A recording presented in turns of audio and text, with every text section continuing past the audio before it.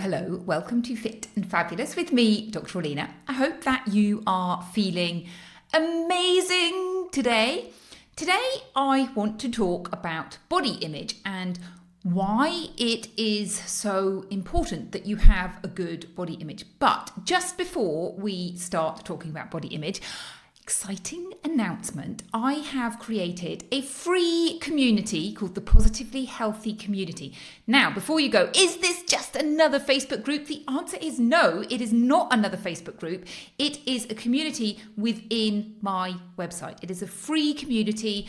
It is for you if you are somebody over 40 who is looking to get more healthy, to have more energy, to get rid of that little excess wobble that you might have. And you want some support, some free resources. At the moment, the free resources are my Stop Dieting and Start Thriving video.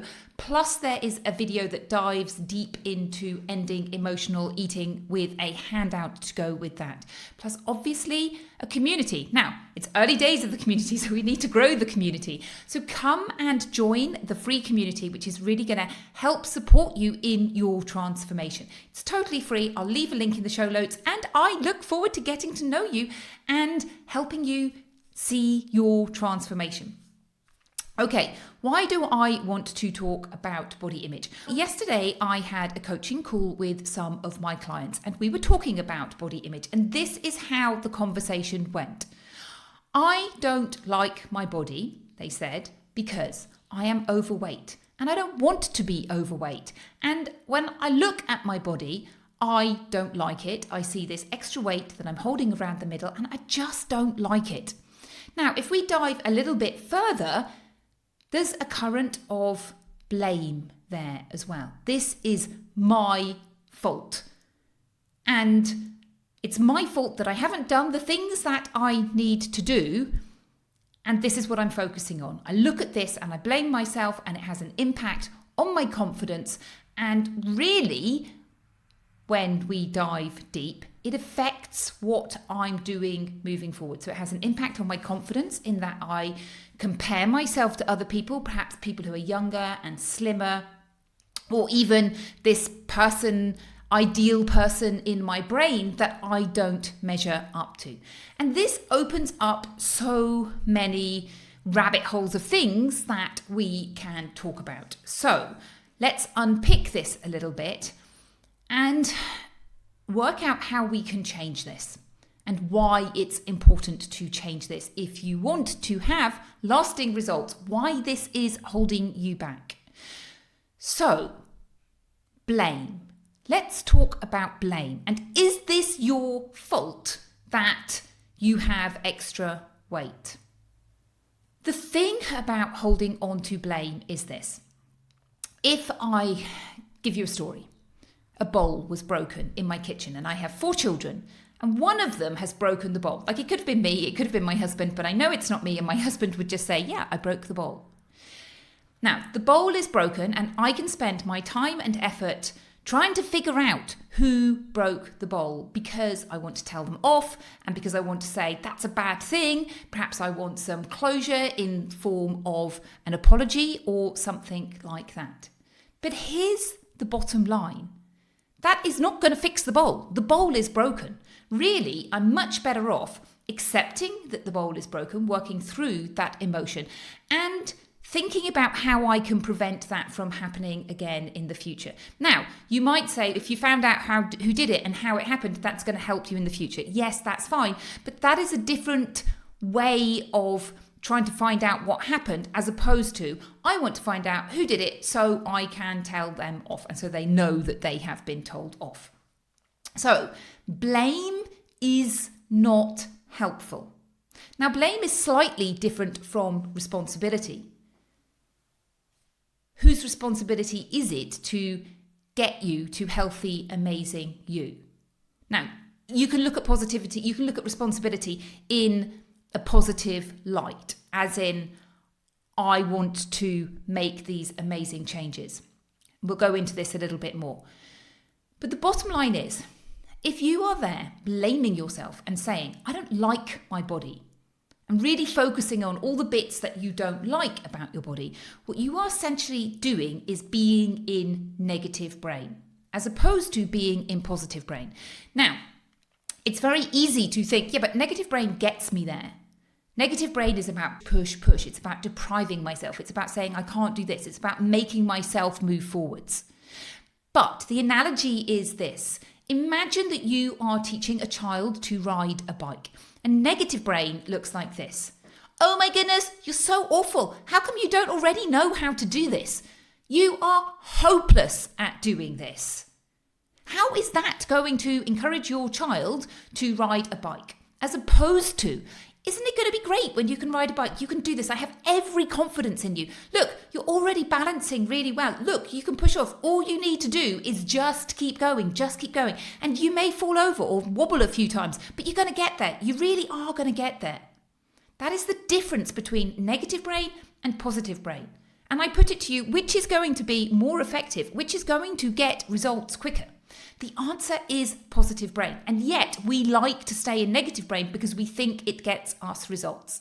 And it may get us results, but positive brain will get you more consistent results, and it will also get you there more quickly and in a more pleasant and enjoyable way. It's just we don't see it. So this is the problem with negative brain, is that you are looking at the bad things and saying, it is bad, I don't like it.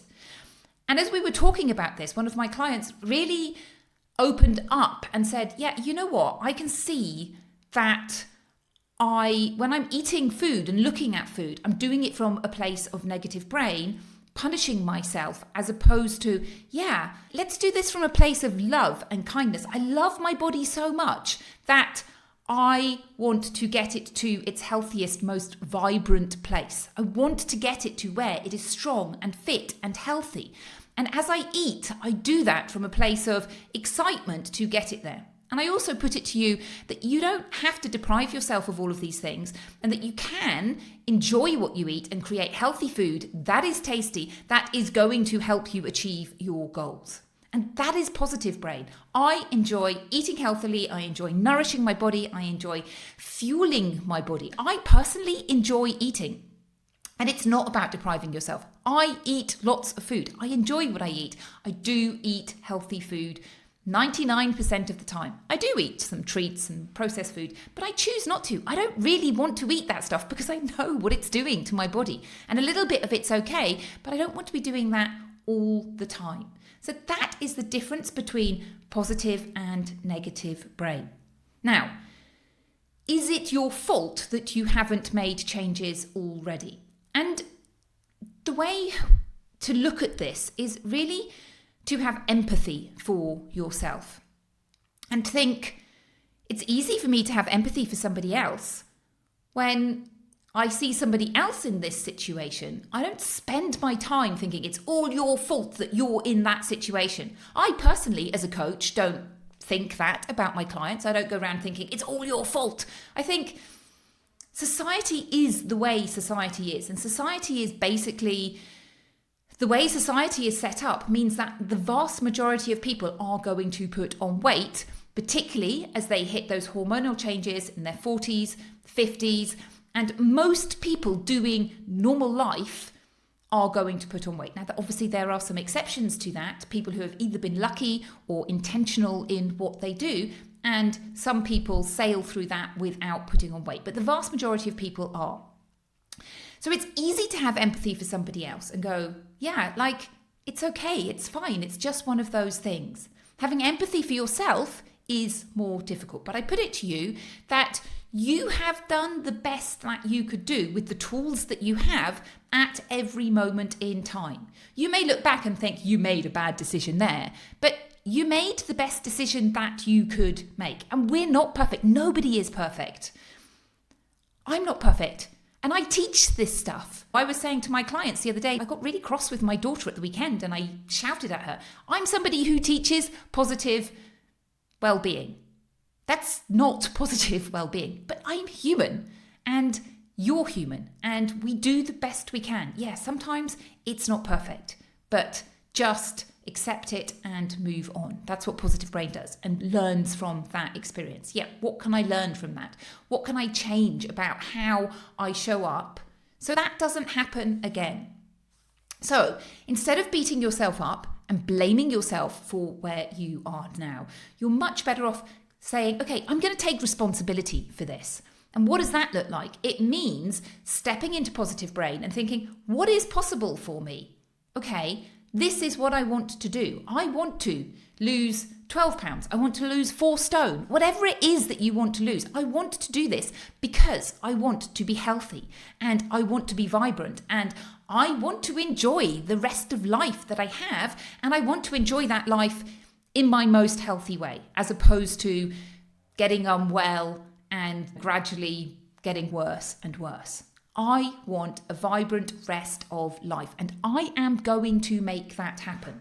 Forget about what happened in the past. I can make changes now, and I can make positive, sustainable changes. But in order to do that, I need to make this a priority. It's not going to happen if I just carry on doing the same kind of thing. So I hope that helps you see why body image and how you think of your body is really important. Now, how can you change how you think about your body?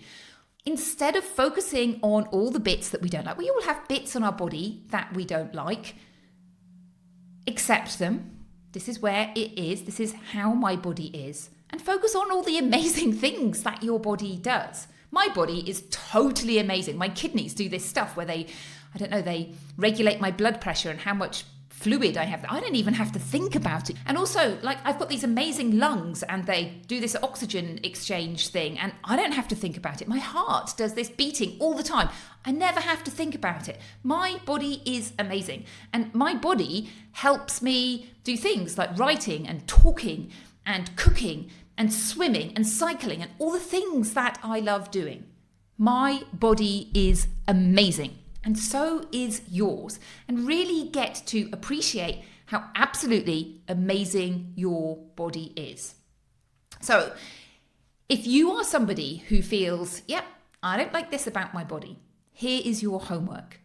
I want you to spend 5 minutes a day for the next week just journaling on all the amazing things that your body does and really start to show some appreciation for the amazing stuff that your body does.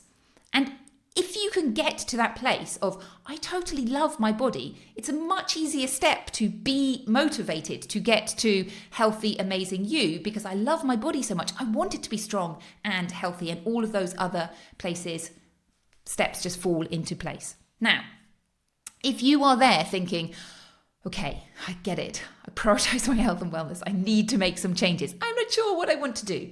Then I invite you to book a call. If you are ready to make changes and you want some support, and it is about making it easy, sustainable, enjoyable, really paying attention to this mindset piece, because I put it to you that you can go and get a different diet, a different way of eating. That is not going to work by itself. You have to do some of the mindset work too. And the best, most sustainable way of making healthy living stick is to make those changes and pay attention to mindset. And this is part of the mindset work. So if you are interested, feel free to book a call, totally free, and no obligation to join any of my programs. I have different programs for different budgets.